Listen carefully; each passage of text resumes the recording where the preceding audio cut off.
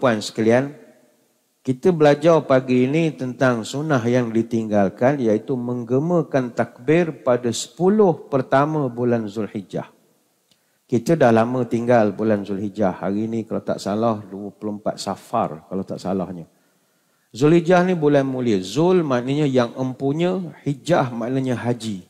Jadi bulan Zulhijjah bulan yang empunya haji. Dia bulan paling bongsu. 12 bulan dia nombor 12.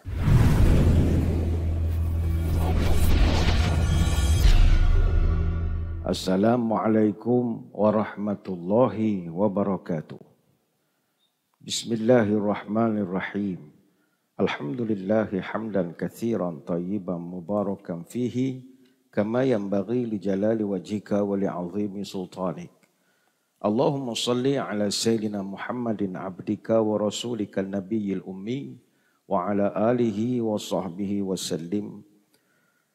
Nawaitu ta'alluma wa ta'lim والتذكر والتذكير والنفع والانتفاع والإفادة والاستفادة والحث على التمسك بكتاب الله وسنة رسوله والدعاء إلى الهدى والدلالة على الخير ابتغاء وجه الله ومرضاته وقربه وثوابه لله تعالى. اللهم ردنا بقضائك وصبرنا على بلائك وأوزعنا شكر نعمائك. Ya Allah, jadikan kami redha menerima takdir-Mu, jadikan kami sabar menerima ujian-Mu, dan bimbinglah kami untuk sentiasa syukur kepada nikmat-Mu.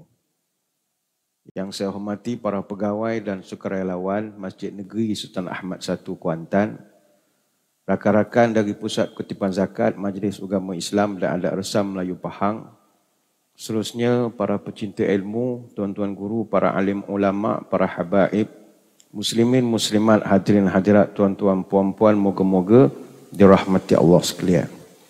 Alhamdulillah, kembali kita bertemu dalam program Minda Imam Besar yang dibawakan oleh Pusat Kutipan Zakat Majlis Agama Islam dan Adat Resam Melayu Pahang. Masih menggunakan pakai kitab Al-Wasiyah bi Ba'di Sunan Syibhil Mansiyah ataupun diterjemahkan kepada 100 sunnah Rasulullah sallallahu alaihi wasallam yang dilupakan. Alhamdulillah, hari ini kita kembali dapat bertemu, dan seperti yang kita maklum, kita di Bandaraya Kuantan ini sehari dulu ni banyak ujian yang Allah Ta'ala berikan kepada kita, yang mana beberapa kawasan di Bandaraya Kuantan ini telah terganggu ataupun terputus bekalan air. Sudah pasti ianya menimbulkan kesulitan kepada banyak pihak. Orang-orang meniaga misalnya, restoran, car wash, itu memang tak dapat nak teruskan perniagaan. Beberapa taska dan tadika juga terpaksa mencutikan operasi mereka hari ini. Masjid juga tidak terkecuali, khusus bagi masjid yang tak ada kolah. Sebab itu, tuan-tuan puan-puan dapat hadir pada pagi ini sudah pasti satu rahmat kepada kami semua. Sebab itu, air ini benda mustahak. Sebab itulah perkataan berkat, dia daripada perkataan birkah. Barakah itu dia perkataan birkah. Birkah ni tempat berkumpul air. Maka ada kaitan rapat antara tak ada air dengan tak berkat. Ada kaitan. Cuma kita mengambil kesempatan kepada rakan-rakan kita di Paib yang menguruskan air di negeri Pahang ini. Kita doakan mereka dapatlah menyelesaikan pembaikan paip yang rosak itu, dan lakukanlah kerja dengan niat yang ibadah kepada Allah. Apa sebab? Membekalkan air kepada makhluk Allah, pahalanya sangat besar. Sangat besar. Kalau tuan-tuan puan-puan pernah jumpa, ada beberapa hadis Nabi ceritakan kisah ada seorang pelacur. Ghufira limra'atin mumisatin marrah bikalbin ala ra'si raqiyin yalhath qala kala yaqtuluhu al'atash fanaza'at khuffaha fa'awthaqathu bikhimariha fanaza'at lahu min ma'i faghufira laha bidzalika. Nabi pernah cerita ada satu orang wanita pelacur. Pelacur tak ada nilai dalam masyarakat. Dia hari itu diampunkan dosanya oleh Allah. Apa sebab? Dia lalu dekat satu kawasan perigi, ada seekor anjing. Yang mana anjing tu hampir mati kerana kehausan. Lalu wanita itu, kata Nabi, menanggalkan selipar ataupun kasutnya, kemudian mengikat dengan tudung kepalanya, lalu dia mengambil air untuk anjing tersebut. Dek kerana perbuatan itu, dosanya diampunkan oleh Allah. Ini hadis dalam Sahih Al-Bukhari, kitab Badi'atul Khalqi, bab idza waqa'adz dzubab fi syarab. Ada. Dalam riwayat yang lain pula, Nabi menunjukkan perempuan itu adalah seorang Yahudi. Yahudi pula. Bainama kalbun yutifu bi raqiyatin kada yaqtuluhu al-'atash idza ra'athu baghiyun min baghaya bani Israil fanaza'at muqaha fasaqathu faghfira laha bihi. Kata Abu Hurairah, Nabi cerita ketika seekor anjing sedang tawaf atau berpusing-pusing dekat dengan perigi kerana nak air tapi tak dapat, maka seorang wanita pelacur yang Nabi sebut Baghaya Bani Israel, dari keturunan Yahudi, dia telah buka kasutnya dan ambilkan air untuk anjing itu. Dek kerana amalannya itu, dosanya diampunkan. Ini hadis dalam Sahih Al-Bukhari, kitab Ahadisul Anbiya. Sama juga dalam riwayat yang lain, Nabi sebut ada kisah seorang laki-laki, anna rajulan ra'al kalban ya'kulu thara minal 'atash fa akhadha ar-rajulu khuffahu fa ja'ala ya'rifu lahu bihi hatta arwahu fa syakara Allahu lahu fa adkhalahu al-jannah. Kata Abu Hurairah, Nabi cerita ada seorang lelaki, dia tengok seekor anjing hampir mati kerana kehausan. Laki itu ambil kasut dia, cedokkan air, berikan anjing itu minum. Lalu Allah pun mengampunkan dia dan memasukkan dia dalam surga. Ini hadis dalam Sahih Bukhari, kitab Al-Wudu, bab idza syarabal kalb. Jadi kepada rakan-rakan kita di Paib, buatlah kerja sehebat mungkin. Kerana kalau Nabi sebut beri anjing minum pun masuk surga, apatah lagi beri pada orang yang memerlukan. Apatah lagi masjid. Elok kalau diutamakan masjid sebagai tempat pengumpulan air. Macam kami di Masjid Negeri tak ada masalah. Tuan-tuan datanglah nak mandi ke apa, tangki kita banyak, tak ada masalah. Tapi masjid kecil-kecil, surau-surau, marilah kita santuni. Dia nak guna air. Sebab itu saya selalu sebut, antara ustaz dengan orang kerja dekat perbadanan air, saya kira yang cepat masuk surga orang jaga air. Sebab kami hanya boleh menyeru orang datang masjid, ibadah, apa semua. Tapi syarat ibadah adalah suci. Air itu yang paling terbaik untuk menyucikan. Maka kalau mereka jaga air elok-elok, mereka akan masuk surga lebih cepat pada Tok Imam lagi. Cuma pula kepada masyarakat. Pada masyarakat jangan marah-marah.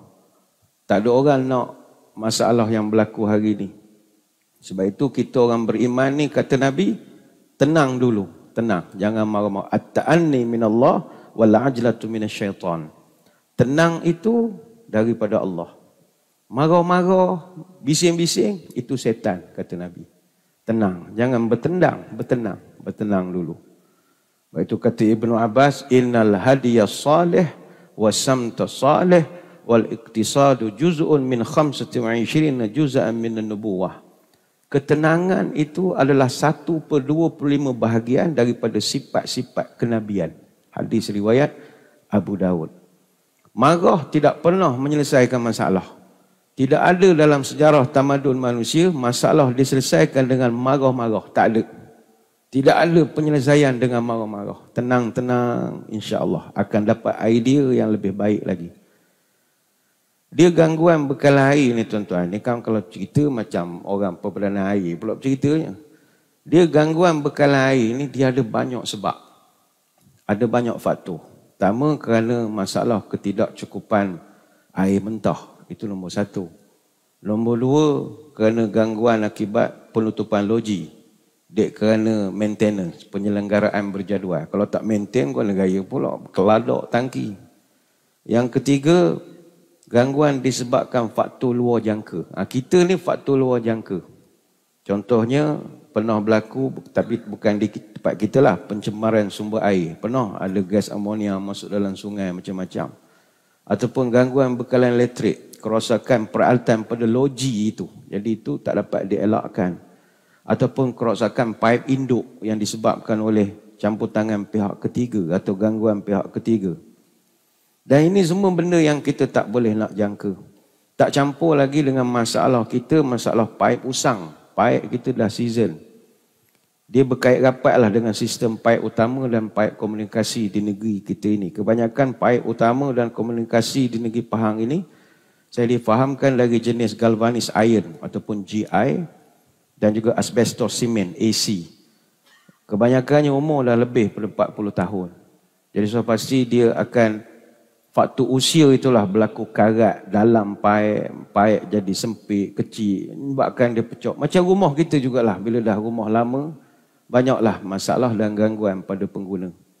Ditambah lagi dengan kita di Kuantan ni perumahan makin banyak.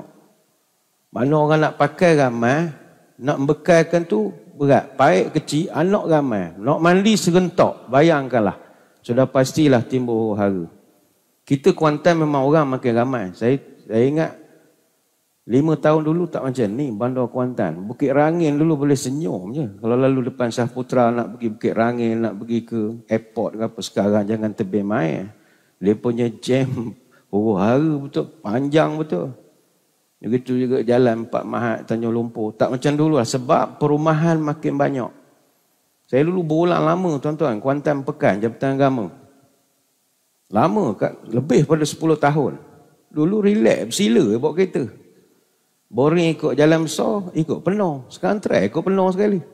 Break saja, rumah makin banyak. Sepat lah, anak air lah. Alhamdulillah, la ilaha illallah, rumah makin banyak. Jadi itu juga memberi kesan. Sebab itulah Nabi SAW, masa mula-mula dia hijrah dulu, dia tahu masalah air ni masalah yang kritikal. Lantas Nabi pesan, may yashtari bi'ra rumata fayakunu dalwuhu fiha ma'adila'il muslim bi khairin lahu miha fil jannah. Siapa-siapa yang boleh beli telaga Ar-Raumah, satu telaga milik Yahudi, aku doakan setiap kali orang ambil air, dapatlah dia pahala sampai bila-bila. Ini hadis riwayat At-Tirmizi. Maka sudah sampai masanya kita ini. Dia orang beriman ni dah banyak diberi peringatan. Sifat orang beriman adalah buat persediaan. Tak ada air itu sebahagian saja daripada persediaan. Tapi persediaan kita adalah dah bolehlah slow-slow buat telaga kat rumah sendiri. Patutnya lah. Dah patut dah buat telaga rumah sendiri. Agak ke budak muda ni tak reti, dia main telefonnya siang malam. Kita orang tua-tua ni bolehlah buat telaga. Sebab itu buat telaga adalah amalan pencen kubur. Amalan pencen kubur. Nabi pernah sebut, kata Anas bin Malik, sab'un yajri lil abdi ajrahunna huwa fi qabrih ba'da mautih. 7 amalan yang kalau mu buat, ini pencen kubur sampai bila-bila, selagi digunakan. Antara yang Nabi sebut adalah hafara bi'ran, menggali perigi, yang boleh digunakan oleh anak cucu sampai bila-bila. Maknanya kalau rumah kita terkedir, adalah telaga. Nak buat telaga supaya orang kampung tak lepas kita duduk bandar. Telaga boring boleh. Takdirlah kita dah meninggal, satu hari esok Kuantan memang air kerak tak ada. Anak cucu kita senyumnya. Bagus Tok Ki aku, cerdik dia buat perigi. Baru Tok Ki tu dipuji. Telaga boring ni saya tak tahulah berapa harga. Sekarang dia tengok kedalaman lah. Kalau 300-500 kaki, casing 6 ataupun 8 inci, suction pipe 1.5 ataupun 2 inci, tu yang besar lah. Ada yang 50,000 ada. Bawa ke sampai 100,000 pun ada. Tapi kalau yang hak 30-80 kaki, casing 3 ataupun 4 inci, suction pipe diameter lebih kurang dalam inci, baru 2,000 lebih. 2,000 lebih. Ini bukan ngempen, tak guna pun nak ngempen. Bukan kita orang nega. Buatlah kalau dah sampai masa supaya kita tak marah-marah. Buat ni bukan sebab persiapan kita Kuantan kerak tak ada air. Bukan. Kerana persiapan kita jangka panjang. Kita kan dah mengaji tanda kiamat. Antara tanda kiamat ketika turunnya Dajjal, air tak ada. Dan Dajjal ketika itu akan bawa tangki air. Ini bukan kata yang hantar air itu Dajjal. Tak. Dajjal akan bawa tangki air Yang mana dia janjikan kepada kita macam-macam. Bayangkan anak cucu kita esok, akidah tak kuat, dek kerana rumah dah sebulan, seminggu tak ada air, Dajjal datang bawa air kiri dan kanan. Mereka kita dah belajar bab ini. Baik itu, kalau perlu buat telaga, buatlah ya. Kalau kawasan kita tak sesuai, mungkin duduk perumahan, bincanglah dengan KRT ke, buatlah satu tempat padang ke mana ke yang boleh dimanfaatkan oleh seluruh kejiranan itu. Besar pahala tuan-tuan. Ini Nabi sebut pencing kubur kita. Ini sekadar cadangan sajalah. Marah tak menyelesaikan masalah. Hadirin hadirat sekalian, baliklah mengaji kitab. Baik, kita hari ini insya-Allah kita dah pun tamat bab yang ke-9, iaitu pelbagai sunnah yang berkaitan membaca Al-Quran. Pertemuan terakhir kita pada 14 September lalu, kita bahaskan tentang tadarus Al-Quran pada malam-malam Ramadan. Dah jelaslah, kana ya'ridu 'ala Nabi sallallahu alaihi wasallam Al-Qur'ana kullu 'amin marrah fa 'arada 'alaihi marrataini fil 'amil ladzi qubida. Jibril dia datang tiap tahun jumpa Nabi, saling membaca Al-Quran dan mereka khatam tiap-tiap tahun. Dan pada tahun Nabi wafat, mereka sempat 2 kali khatam. Ini kita dah bincangkan hadis riwayat Bukhari. Dan kita juga ada sentuh tentang bab disebabkan Jibril kerap datang jumpa Nabi untuk baca wahyu dan bertadarus Quran, maka baginda Nabi kena sentiasa bersedia dalam keadaan tak boleh badannya itu bau yang tak bagus. Dia mesti sentiasa wangi. Sebab Jibril nak mendekat kepada yang wangi-wangi. Lalu ada orang menanyakan soalan, wangi ni Ustaz kena pasang, kena bubuh minyak atar saja ke? Tak boleh ke macam pewangi-pewangi daripada, macam kita kan parfum, you dah parfum, you dah toilet, you di kolong. Boleh tak pakai benda-benda itu? Takkan macam minyak wangi, saya belenyut kepala kata Ustaz, saya tak boleh pakai minyak atar, bau macam Pakistan, saya tak tahan sangat. Dia barat tak jadi masalah. Dia parfum, you dia parfum, you di toilet, you di kolon. Kalau parfum ni yang mahal lah, kandungan pewangi tu antara 20-30%. Tahan 8 jam lebih yang kalau jenis-jenis parfum. Kalau you dia parfum ni, dia tak tinggi sangat, 15-20%. Bau dia kurang sikit lah tahan daripada parfum. Ada EDT, yang di toilet. Yang di toilet ini 5 hingga 15% saja kadar pewangi dia. Ini sekejap je bau. Kalau yang di kolon itu lagilah 2 hingga 4% saja. Itu tak tahu, letak dalam tandas saja minyak wangi yang di kolon ni. Apa kata fatwa? Kita tengok fatwa lah ya. Apa boleh ke guna pewangi-pewangi barat ini? Ada yang kata alkohol tak alkohol. Tengok fatwa lah. Kita hidup ni dalam hal agama, kita kena tengok panduan. Kita nak beli barang, rumah rosak, pergi kedai hardware. Kita nak upgrade sistem komputer, kita pakai software. Tapi dalam hal agama, kita kena tengok fatwa. Apa kata fatwa? Muzakarah Jawatankuasa Fatwa Majlis Kebangsaan bagi hal ehwal agama Islam kali ke-7 yang berlangsung pada 11 hingga 12 April tahun 84 lagi lah, telah membincangkan bab alkohol ini. Dan mereka berikan kata putus bahawa ubat-ubatan dan juga wangi-wangian yang mengandungi alkohol adalah harus dan dimaafkan. Sebab alkohol yang digunakan dalam perfume adalah jenis etanol. Dia tak sama dengan yang ada dalam arak. Di bawah kumpulan alkohol ni kena ngaji sains, tak boleh ngaji kitab saja, kena pandai sains. Dalam kumpulan alkohol ni dia ada banyak, dia ada metanol, dia ada etanol, dia ada propanol, ada macam-macam, kita pun tak ada nak ngapa.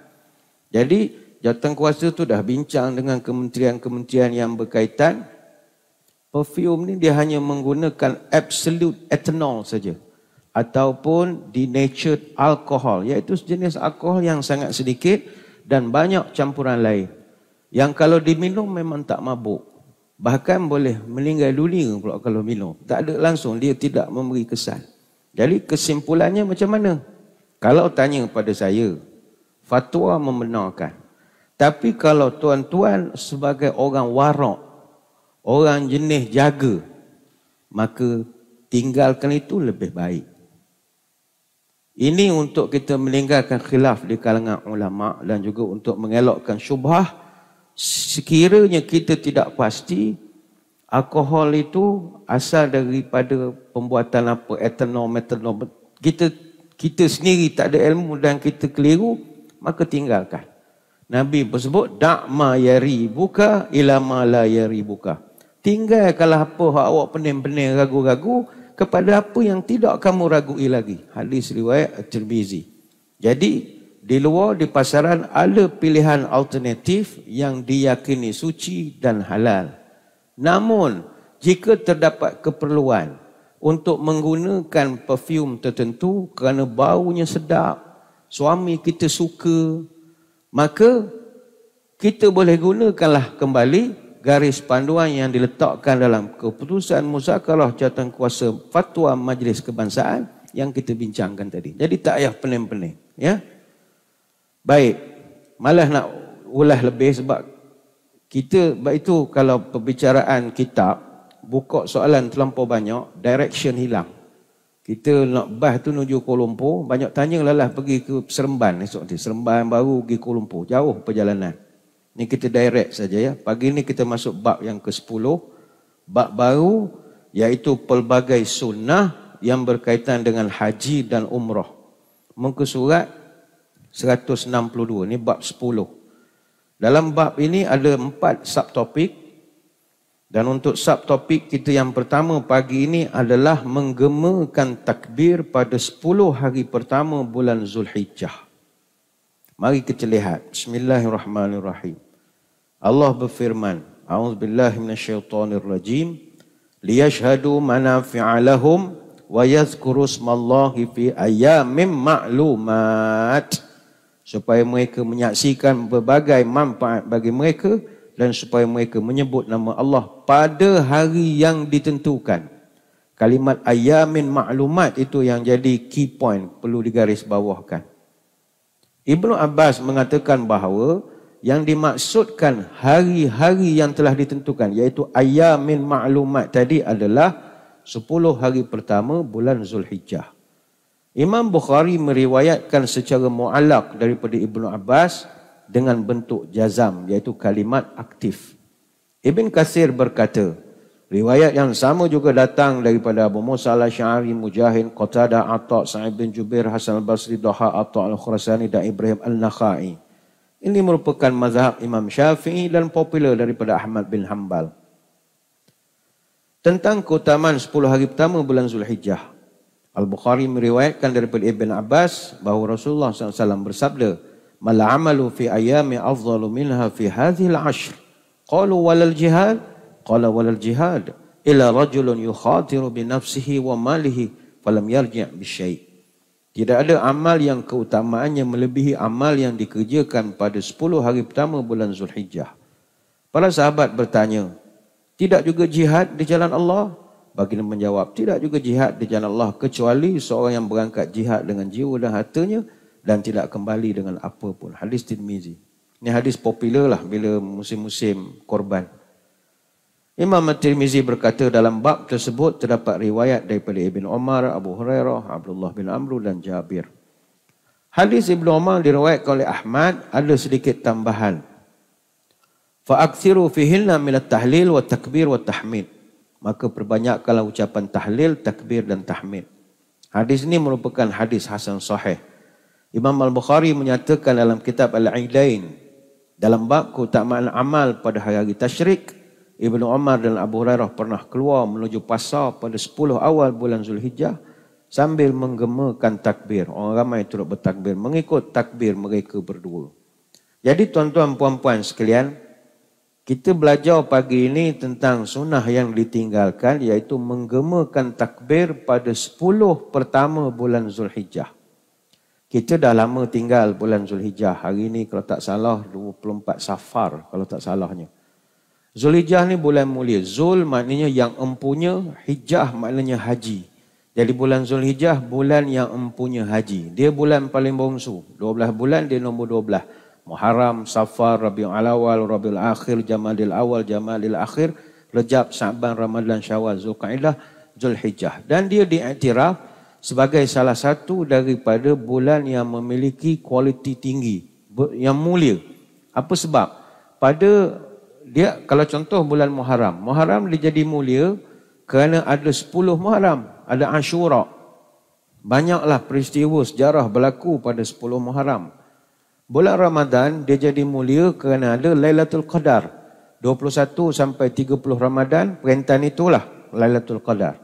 Dan Zulhijjah dia jadi mulia kerana dia ada 9 sampai 13 Zulhijjah. Ini perintahan orang sibuk buat haji, orang sibuk buat korban. Dan bulan lain tak ada amalan itu. Sebab itu keutamaan bulan Zulhijjah, no doubt about it. Terutama 10 hari pertama bulan Zulhijjah.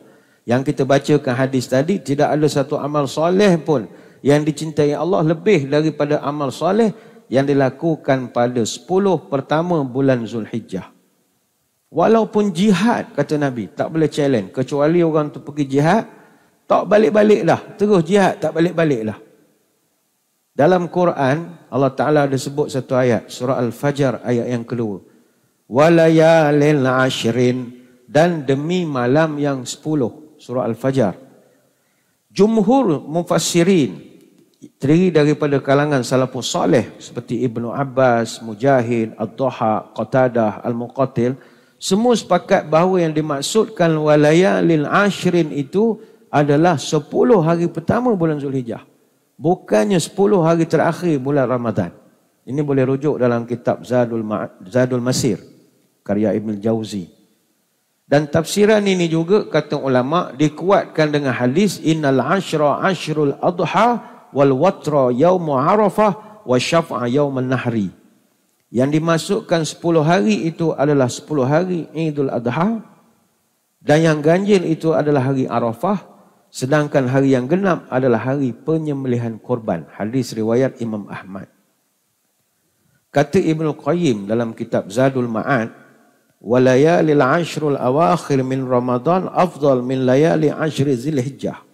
Ketahuilah bahawa malam 10 akhir Ramadan lebih afdal daripada malam 10 awal Zulhijjah. Namun ayamu ashri Zulhijjah afdal min ayamil ashri min Ramadan. 10 hari awal Zulhijjah lebih afdal dari 10 hari akhir Ramadan. Ramadan dia mulia 10 hari terakhir tapi malam. Zulhijjah dia mulia 10 hari siang. Ini kata Ibn Qayyim dalam Zadul Ma'ad. Apa sebab? Wa fiha yaumu Arafah wa yaumun nahri wa yaumut tarwiyah. Kerana pada hari-hari itu ada 3 momen terbesar.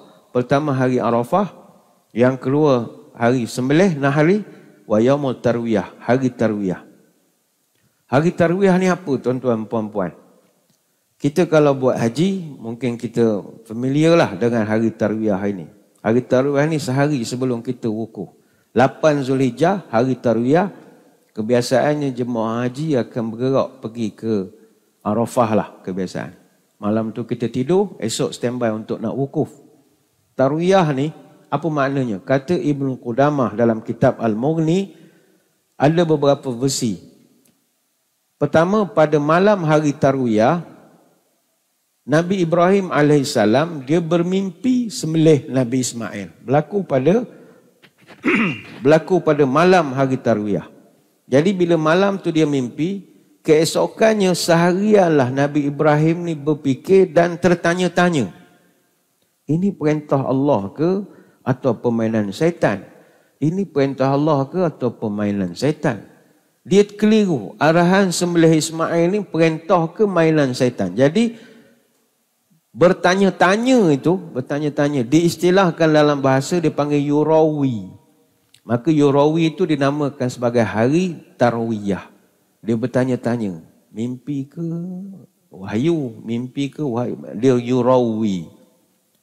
Ada pandangan kedua, pada 8 Zulhijjah jemaah haji akan pergi ke Mina untuk bermalam, esok harinya pergi ke Arafah. Ni dulu, sekarang ni tabung haji dan muassasah susun. Kita 8 Zulhijjah daripada Mekah, terus je pergi ke Arafah, tak pergi ke Mina. Dulu dia dulu dia pergi ke Mina dulu. Duduk di Mina simpan barang, esok baru pergi ke Arafah. Jadi dulu jemaah ketika mereka di Mina, dia akan siapkan air untuk bekalan nak bawa wukuf ke Arafah. Jadi perbuatan menyiapkan air itu disebutkan yatarawawna. Dia menyiapkan bekalan air. Jadi itu yang disebutkan sebagai hari Tarwiyah. Maka tuan-tuan puan-puan, disebabkan Allah memuliakan bulan Zulhijjah, maka kita pun kena memuliakan juga bulan Zulhijjah. Apa caranya? Pertama, puasa. Disunatkan berpuasa dari 1 sampai 9 Zulhijjah. Sebagaimana kata Hunailah bin Khalid radhiyallahu anhu, dia dengar isteri dia cerita. Isteri dia dengar pula daripada isteri-isteri Nabi bercerita. Kana Rasulullah sallallahu alaihi wasallam yasumu tis'an Zulhijjati wa yawma Ashura wa thalathata ayyamin min kulli syahrin awwal itsnain min syahri wal khamis. Kata isteri-isteri Nabi, Nabi biasa puasa pada 9 hari awal bulan Zulhijjah, kemudian pada 10 Muharram hari Ashura, dan berpuasa 3 hari setiap bulan. Ini hadis riwayat Abu Daud. Jadi amalan pertama memuliakan Zulhijjah adalah puasa. Amalan kedua memuliakan Zulhijjah, ini kita bincang, iaitu berzikir. Berzikir. Sebagaimana Allah berfirman dalam ayat yang mula-mula kita baca tadi, liyashhadu manafi'a lahum wa yadhkuru smallahi fi ayyamin ma'lumatin. Supaya mereka menyaksikan pelbagai manfaat bagi mereka dan mereka menyebut nama Allah pada ayamin ma'lumatin, hari yang telah ditentukan. Sebagaimana kata Ibnu Abbas, ayamin ma'lumatin itu adalah 10 hari pertama bulan Zulhijjah. Persoalannya nak zikir apa? Baik, zikir yang diutamakan pada hari-hari 10 ini adalah yang kita mengaji ini, takbir. Takbir dengan tambahan tahlil dan juga tahmid. Sistem baru, menarik suara sikit, minta maaf ya. Zikir yang diutamakan adalah takbir, tahlil dan juga tahmid. Kata Ibnu Umar, ma min ayamin a'zamu indallahi wala ahabbu ilaihi minal amali fihinna min hazil ayyamil ashri fa aksiru fihinna minat tahlil wat takbir wat tahmid.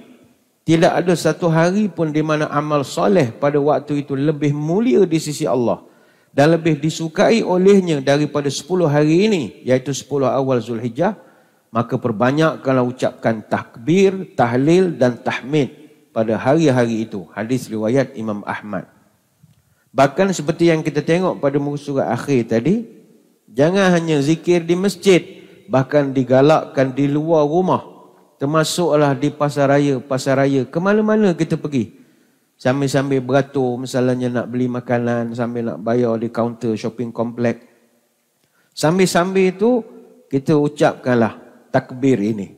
Dan salafus salih dulu memang kerap berzikir. Kana Abu Hurairah wa Ibnu Umar radhiyallahu anhuma yakhrujani ila as-suqi fi ayamil ashri yukabbirani wa yukabbiru an-nasu bitakbirihima. Ibnu Umar dan Abu Hurairah sentiasa keluar, pergi ke pasar, pergi ke mana-mana pada 10 hari pertama Zulhijjah, dan sepanjang mereka berjalan itu mereka bertakbir. Dan perbuatan mereka itu diikuti pula oleh orang-orang yang mendengar takbir daripada mereka berdua. Ini dalam riwayat Imam Bukhari. Hingga kata sahabat, wa kana Ibnu Umar yukabbiru bimina tilkal ayami wa khalfa salawati wa ala firashih wa fi fustatih wa majlisih wa mamsyahu tilkal ayam jami'ah. Ibnu Umar dia akan bertakbir di Mina pada hari-hari itu di mana-mana saja. Atas katil, dalam kemah, dalam majlis yang dia hadir, termasuk ketika berada di jalan-jalan yang dia lalui. Jadi ini yang sunnah yang ditinggalkan. Kita biasanya takbir di masjid ya. Asal takbir di masjid. Tak. Sunnah yang Nabi ajarkan bertakbir di mana-mana saja. Takbir ini ada 2. Dulu kita dah bincang tentang bab Hari Raya Aidilfitri. Pertama takbir mutlak. Satu lagi takbir muqayyad. Takbir mutlak, dia tidak terikat dengan waktu. Boleh dilakukan anytime, di pasar, di masjid, ketika berjalan-jalan dalam kereta, tengah jam dan sebagainya. Pergilah ke mana-mana, sambil masak ke apa saja, bertakbir. Dia tak terikat dengan waktu. Dan ada takbir yang muqayyad. Muqayyad ni yang terikat dengan waktu. Contohnya takbir yang kita buat lepas semayang berjemaah. Mana habis semayang, imam akan baca Allahu Akbar, Allahu Akbar. Jadi itu yang dibaca lepas maghrib, lepas isyak, lepas subuh. Yang itu kita buat. Tapi yang kita tinggalkan adalah bertakbir secara mutlak. Tidak terikat dengan waktu tertentu. Kenapa orang kita tak nak takbir? Sebab rasa canggung pula takbir raya kat luar sambil berjalan. Tak, takbir raya tu lagu ya. Yang penting lirik dia tu. Allahu Akbar, Allahu Akbar. Tak payah lagu lah, kan pelik pula orang sambil menunggu kat supermarket. Allahu Akbar, Allah. Orang jadi pelik. Jadi kita tak payahlah buat melodi dia, buat lirik dia sudahlah. Allahu Akbar, Allahu Akbar, Allahu Akbar. Kalau lepas semayang, barulah Allahu Akbar. Ini teknikal saja. Dia takbir ni tuan-tuan, bila sentuh tentang takbir. Takbir ni kalimat yang hebat. Takbir ni. Takbir ini salah satu kalimah tayyibah. Allahu Akbar. Yang merupakan pengakuan diucapkan ketika melihat, merasa dan mendengar kebesaran Allah. Kita keluar pada mulut kita Allahu Akbar. Sebab itu tuan-tuan puan-puan bila masuk masjid, kita semayang, kita sebut Allahu Akbar. Allahu Akbar. Apa artinya? Kita datang bawa banyak masalah. Semua tuan-tuan puan-puan ada problem. Problem dengan anak, cucu, menantu, suami, isteri. Macam-macam lah masalah. Tapi bila kita masuk masjid, angkat takbir serendah. Allahu Akbar. Allah Maha Besar. Artinya Allah is bigger than your problem. Kita jadi kecil semua. Semua jadi kecil. Sebab itu kalimat takbir kalau dihayati, hilang masalah kita. Sebab itu kata ulama, kalimat ini mengandungi makna keagungan Allah. Dan satu-satunya sifat yang takkan disamai oleh mana-mana makhluknya. Iaitu Maha Besar. Tak ada satu makhluk pun yang boleh menyamai kebesaran Allah. Sama ada manusia, hantu, jin, setan, saka, semua kecil. Sebab tu kalau tuan-tuan takut, rasa macam ada hantu saja, Allahu Akbar, semangat kita. Kita rasa, jin, mu kecil je, ada lagi besar pada engkau. Dia memberikan satu semangat. Sebab itu orang pergi perang sebab Allahu Akbar. Supaya dia nampak musuh tu kecil. Yang nampak paling besar, Allah. Sangat bermakna kalimat takbir itu. Takbir juga adalah salah satu kalimat zikir yang paling banyak dibaca oleh kita tanpa sedar. Terutamanya ketika semayang dan sebagainya lagi. Kita sebut Allahu Akbar. Dalam sehari, kalau tuan-tuan buat kiraan, takbir diucapkan, saya ingat 50 kali lah. Semasa kita jawab azan dan qomat saja. Daripada subuh sampai ke isyak. Punya banyaknya kalimat takbir. Kalau kita semayang, kalau tak salah kiraan, kita ucapkan 94 kali. Tak kala kita mengerjakan semayang 5 waktu. Sebagai nak memasakkan dalam jiwa kita, makhluk kecil, Allah besar. Itu, Allah Maha Besar. Bukan sekadar besar, Maha Besar. Dia sejarah kalimat Allahu Akbar ini, ada khilaf ulama siapa yang memulakan budaya menyebut Allahu Akbar.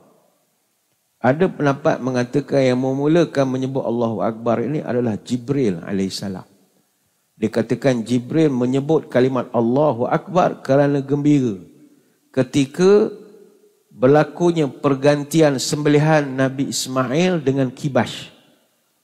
Nabi Ismail dibaringkan ataupun dimenerakkan, ketika nak disembelih ditukarkan Allah dengan seekor Kibash. Ketika berlaku pertukaran itu, lantas Jibril menyebut Allahu Akbar. Ini satu pendapat. Ada juga mengatakan kalimat Allahu Akbar itu diucapkan sendiri oleh Nabi SAW ketika turunnya ayat Qum fa'anzir wa rabbaka fakabbir. Bangunlah wahai Muhammad, beri peringatan kepada bangsa kaummu dan ucapkanlah, dan Tuhanmu ucapkanlah namanya dan ingatlah kebesaran Tuhan itu. Ini surah Al-Muddathir ayat 2-3. Jadi bila Nabi diarahkan wa rabbuka fakabbir, maka Tuhanmu engkau kena besarkan. Allahu Akbar, Nabi pun sebut. Itu sejarah Allahu Akbar. Sebab itu kalimat Allahu Akbar itu Allah perintahkan wa rabbuka fakabbir, dan Tuhanmu maka ucaplah dan ingatlah akan kebesarannya. Ada setengah ulama ketika mensyarahkan maksud takbir ini, mereka mengatakan Sayyidina Ali bin Abi Talib radhiyallahu anhu, dia ada pernah mensyarahkan maksud Allahu Akbar. Kata Sayyidina Ali, pertama, Allah sahajalah yang paling besar dan kekal besar, takkan binasa sampai bila-bila. Itu maksud Allahu Akbar. Yang kedua, dialah Allah yang maha berkuasa pada setiap sesuatu yang tak akan ada boleh mencabar kemampuan itu. Dia paling berkuasa. Sebab itu takbir ini dia mempunyai banyak hukum. Sama ada ketika semayang ataupun luar daripada semayang. Secara umumnya antara keadaan dan waktu yang sunat dilakukan takbir ketika luar daripada semayang adalah takbir ketika azan. Yang kedua takbir ketika iqamat. Takbir selepas solat yang kita jadikan wirid. Takbir dalam perjalanan ke tempat semayang raya. Takbir pada hari-hari tasyrik. Takbir ketika sa'i antara Safa dan Marwah. Takbir ketika wukuf di Arafah. Takbir ketika melontar jamrah. Dan takbir ketika melihat anak bulan Ramadan. Begitu juga takbir ketika menyembelih ataupun memburu. Ketika kita tawaf di sisi Hajar Aswad. Dan banyak lagi. Ini takbir ni dia kalimat yang begitu hebat. Dan kita dulu pernah mengaji dalam bab yang ketujuh, pelbagai sunnah yang berkaitan dengan musafir, iaitu sunat bertakbir ketika jalan menaik dan bertasbih ketika jalan menurun. Muka surat 130. Yang Nabi sebut, kunna idza sa'idna kabbarna wa idza tasawwabna sabbahna. Kami kalau mendaki kami takbir, kalau turun kami tasbih. Hadis riwayat Bukhari. Sebab itu kita kalau nak melakukan atau nak berzikir, salah satu kalimat yang hebat adalah Allahu Akbar. Datang pula dalil Nabi amalkan bacaan itu ketika hari tertentu, lagilah pahala berganda-ganda besar. Tapi sayang tak dapat dimanfaatkan oleh kita kerana kita ialah nama pun sunnah yang telah ditinggalkan. Ada satu riwayat sahabat Nabi, dia ucapkan Allahu Akbar ni hatta nak naik kenderaan. Naik kenderaan boleh baca Allahu Akbar. Sahabat pernah tengok Sayyidina Ali radhiyallahu anhu. Sayyidina Ali dia naik kuda. Falamma wada'a rijlahu fir rikab qala bismillah. Sayyidina Ali bila dia letakkan kakinya pada kuda, dia baca bismillah. Falamma stawa ala dhahriha qala alhamdulillahilladzi sakhkhara lana hadza wa ma kunna lahu muqrinin wa inna ila rabbina lamunqalibun. Dia baca doa musafir. Sebelum dia bergerak, summa qala alhamdulillah salasa marrat. Dia syukur 3 kali. Summa qala Allahu Akbar salasa marrat. Dia bertakbir 3 kali. Allahu Akbar, Allahu Akbar, Allahu Akbar. Summa qala subhanaka inni zalamtu nafsi faghfirli fa innahu la yaghfiru dzunuba illa anta. Dia baca istighfar. Summa dhahika. Kemudian mereka tengok Sayyidina Ali ketawa. Ha ha ha ha ha. Kemudian orang pun tanya, wahai Ali, apa mu jadi gini? Ngapa? Tadi molek zikir, baca takbir, tahmid, tahlil macam-macam. Ujung-ujung mu ketawa. Apanya?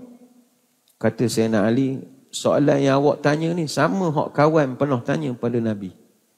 Kawan tengok Nabi naik kuda, dia pijak kaki, dia baca ni, dia baca Allahu Akbar, dia, ujung dia gelak. Ha ha ha. Kawan tanya pada Nabi, ya Rasul, apa ketawanya? Kata Nabi, aku ketawa kerana aku diberitahu bahawa Allah ampunkan dosa orang yang baca bacaan aku tadi. Hadis riwayat Abu Daud. Jadi tuan-tuan puan-puan, dapatlah satu sunnah yang ditinggalkan. Naik kereta kah atau naik kenderaan, pijak saja bismillah dulu. Duduk atas kursi, baca musafir. Alhamdulillahillazi sakhalana hadza wa ma kunna lahu muqrinin wa inna ila rabbina lamunqalibun. Sebelum masuk gear, alhamdulillah. Syukurlah kereta boleh start. Biasa kereta payah nak start ada masa. Hari tu molek start. Sebelum lepas gear, takbir. Allahu akbar, Allahu akbar, Allahu akbar. Sebelum berjalan, sebelum kereta tu bergerak, istighfar Allah. Astaghfirullahalazim, astaghfirullahalazim, astaghfirullahalazim. Kemudian gelak sikit. Orang pun heran. Bapa awak pergi kuliah Duha makin pelik amalan. Belajar dengan ayah peng ke? Tak. Soalan yang awak tanya tu sama Sayyidina Ali. Tuan-tuan perempuan ceramah lah pula. Artinya salah satunya takbir. Allahu akbar, Allahu akbar, Allahu akbar. Dan takbir juga dalam riwayat disebutkan dibacakan ketika perang. Ketika perang. Kata Anas bin Malik, sabbahan Nabi sallallahu alaihi wasallam Khaybar wa qad kharaju bil masahi ala a'naqihim. Falamma ra'ahu qalu hadza Muhammad wal khamis, Muhammad wal khamis. Nabi ketika dalam peperangan Khaybar, dia duduk di kampung Khaybar itu pada waktu pagi, dan ketika itu orang-orang Khaybar keluar daripada rumah nak pergi ke kebun bawa alat-alat pertanian yang disangkutkan di leher mereka. Tiba bila tengok Nabi dan orang Islam ramai datang, mereka pun menjerit, Muhammad wal khamis, Muhammad wal khamis. Muhammad datanglah dengan tentera dia. Muhammad datang dengan tentera dia. Falaja'u ila hisni farafa'an nabi yadayhi wa qala Allah akbar. Kharibat Khaybar inna idza nazalna bi sahati qaum fasa'a sabahul munzirin wa asabna humara fatabakhnaha. Jadi orang Yahudi Khaybar bila tengok orang Islam datang buat serangan mengejut, ambush, mereka terkejut. Lantas mereka pun lari di balik dinding, balik tembok. Kemudian Nabi pun angkat kedua tangannya dan Nabi pun menyebut, Allahu Akbar, Allahu Akbar, kharibat Khaybar, hancurkan Khaybar, kata Nabi. Nabi masa tu ada Khaybar ini, dia langgar perjanjian. Jadi Nabi pun terpaksa mengambil tindakan kerana mereka langgar perlembagaan. Perlembagaan yang mereka setuju supaya kita hidup satu padu, harmoni, jangan bergaduh semua. Tapi dia orang ciptakan kekecohan, jadi terpaksa dia ambil tindakan. Jadi Nabi bertakbir dalam peperangan itu. Begitu juga dalam peperangan Badar, peperangan-peperangan yang lain. Banyak riwayat yang disebut, Imam Bukhari juga ada memasukkan tentang hadis-hadisnya untuk kita mengucapkan takbir ketika dalam suasana peperangan. Begitu juga dalam sunnah kita tengok takbir pernah dibaca, dipanggil takbir 4 kali. Takbir 4 kali ini ada dalam sejarah, ada beberapa riwayat yang menunjukkan. Pertama, para sahabat yang memimpin pasukan tentera seperti Sa'ad bin Abi Waqqas. Dia pernah pimpin dalam perang Al-Qadisiyah tahun 14 Hijrah. Dia sebelum perang, dia akan takbir 4 kali. Allahu Akbar, Allahu Akbar, Allahu Akbar, Allahu Akbar. Baru pergi lawan. Begitu juga yang dilakukan oleh Nu'man bin Muqarrin dalam peperangan Nahwan tahun 21 Hijrah. Dia juga panglima. Nu'man ni dia pernah berjuang di bawah pimpinan dua panglima jeneral yang terkenal, Khalid bin Walid dengan Sa'ad bin Abi Waqqas. Jadi disebabkan dia pernah berpengalaman duduk di bawah pimpinan jeneral terbaik, maka dalam perang Nahwan dia dilantik untuk menjadi pemimpin panglima dalam perang itu, dan kejayaan dia menewaskan tentera Parsi Sassanid, menyebabkan tumbangnya Empire Parsi. Dan memang amalan dia Allahu Akbar, takbir 4 kali. Jadi tuan-tuan perempuan pun bolehlah mengamalkan benda ini. Nak bergerak, baca takbir 4 kali. Maka lakukanlah takbir. Mungkin dalam konteks perbahasan kita pagi ini khusus kepada bulan Zulhijjah. Tapi tidaklah menjadi kesalahan untuk kita melakukan zikir Allahu Akbar ini hatta bulan Safar ke bulan tak jadi masalah. Apa sebab? Kelebihan dia. Kelebihan takbir ni tuan-tuan, kalimat takbir ini hebat tak hebat, dia menyempurnakan puasa Ramadan. Selepas kita puasa sebulan penuh di bulan Ramadan, maka menjelang Idul Fitri, yang meninggalkan Ramadan adalah Allahu Akbar, Allahu Akbar, Allahu Akbar. Tinggal Ramadan dengan kalimat Allahu Akbar saja.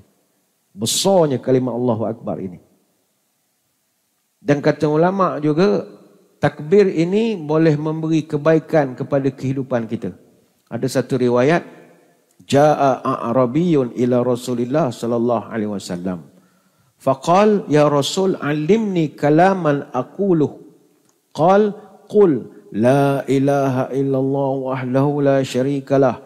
Allahu akbar kabira walhamdulillahi katsira. Subhanallahi rabbil alamin. La haula wala quwwata illa billahil aliyyil azim. Ada satu orang badui datang jumpa Nabi, ya Rasul, ajar aku zikir. Aku orang kampung, tak tahu nak baca pelik-pelik sangat. Mudah-mudahkan saja ya Rasul. Kata Nabi, mudah saja, mu baca sajalah. La ilaha illallah wahdahu la syarikalah. Allahu akbar kabira walhamdulillahi katsira. Perempuan tuan-tuan pun boleh amalkan doa ini. Qala fa'ulai li rabbi famali. Kata badui itu, ya Rasul, kalimat panjang-panjang itu untuk Tuhan. Mana hak untuk saya? Pendeklah sikit. Qal qul Allahumma ighfirli warhamni wahdini warzuqni. Nak pendek, kata Nabi, bacalah, ya Allah, ampunkan saya, kesianlah ke saya, berilah hidayat pada saya, berilah rezeki pada saya. Hadis riwayat Imam Muslim. Yang ketiga, ulama mengatakan takbir ini boleh menghapuskan dosa. Bacalah takbir. Kata Abdullah bin Amru, ma'alal ardi rajulun yaqulu la ilaha illallah wallahu akbar. Subhanallah walhamdulillah wala hawla wala quwwata illa billah. Illa kuffirat anhu dhunubuhu walau kana aktsara min zabadil bahri. Mana-mana orang yang mengucapkan la ilaha illallah wallahu akbar, subhanallah walhamdulillah wala hawla wala quwwata illa billah. Orang yang baca bacaan-bacaan itu akan dihapuskan dosanya walaupun dosanya sebanyak buih di lautan. Hadis riwayat Imam Ahmad. Ada satu lagi dalam hadis, kata Samurah, ahabbul kalami ilallahi arba'un. Subhanallah walhamdulillah wa la ilaha illallah wallahu akbar la yaduruka bi ayyihinna bada'ta. Ada 4 ucapan yang sangat dicintai oleh Allah. Subhanallah, alhamdulillah, la ilaha illallah, Allahu akbar. Tidak berdosa bagimu nak mulakan mana satu. Maknanya tak mesti sebut subhanallah dulu, boleh ditunggang terbalik. Nak sebut la ilaha illallah dulu boleh, nak sebut Allahu akbar boleh. Tapi amalan kita di Malaysia, subhanallah lah. Subhanallah, alhamdulillah, la ilaha illallah, Allahu akbar. Tak ada la yaduruka bi ayina bada'ta. Boleh kamu nak mulakan daripada yang mana sekalipun. Ini hadis riwayat Imam Muslim. Maka inilah dia amalan yang ditinggalkan oleh kita sekarang ini, iaitu menggemakan takbir. Khusus dalam konteks perbahasan kita pada 10 hari pertama bulan Zulhijjah. Maka kalau kita dipanjangkan usia, dapat berjumpa lagi dengan bulan Zulhijjah tahun depan, maka start daripada masuk Zulhijjah itu, banyakkanlah bertakbir. Tak mesti takbir raya, takbir biasa saja. Allahu Akbar, Allahu Akbar, Allahu Akbar, Allahu Akbar. Inilah dia sunnah yang ditinggalkan. Tapi nak tunggu Zulhijjah, tak tahu sampai ke tidak. Jadi bulan Safar pun boleh jugalah, sambil-sambil Allahu Akbar, Allahu Akbar, Allahu Akbar, Allahu Akbar. Cuma kalau tuan-tuan, kalau tengok orang perempuan lawa ke pakai seksi ke, jangan Allahu Akbar. Allahu Akbar, Allahu Akbar. Orang sebut fitnah. Dia ni takkan sebut Allahu Akbar. Sebutlah astagfirullah ya. Sebab kalau orang lelaki pandang orang lawa sebut Allahu Akbar, dia jadi makna lain. Dia bukan jadi Allahu Akbar tu Allah Maha Besar. Dia jadi Allah besarnya. Jadi lain tu. Itu berbahaya. Dia jadi maksud tu double meaning nanti. Sebut astagfirullah, astagfirullah, astagfirullah. Katalah. Allahu Akbar. Jangan tinggalkan perkataan Allahu Akbar. Ingat, apa juga masalah kita dalam dunia ini, peganglah kepada Allahu Akbar. Allah is bigger than our problem. Allah is bigger than other people. Orang besar macam mana pangkat kedudukannya, atas dia ada Allah lagi. Kita ada saka ke, ada kanser ke, ada apa sakit pun dalam badan, Allah lagi besar daripada. Jadi dia akan memberi ketenangan pada kita. Amalkanlah, Allah Akbar. Saya kira kalau itulah saja huraian kita pada minggu ini. InsyaAllah minggu depan kita akan bincangkan tentang masalah haiwan sembelihan. Kita tak adalah secara teknikal sangat ni. Kita ni bukan ngaji pekoh, kita ni ngaji hadis-hadis sunnah-sunnah Nabi. Jadi tak adalah teknikal sangat kita bincangkan haiwan-haiwan apa tu. Simple-simple saja. InsyaAllah minggu depan.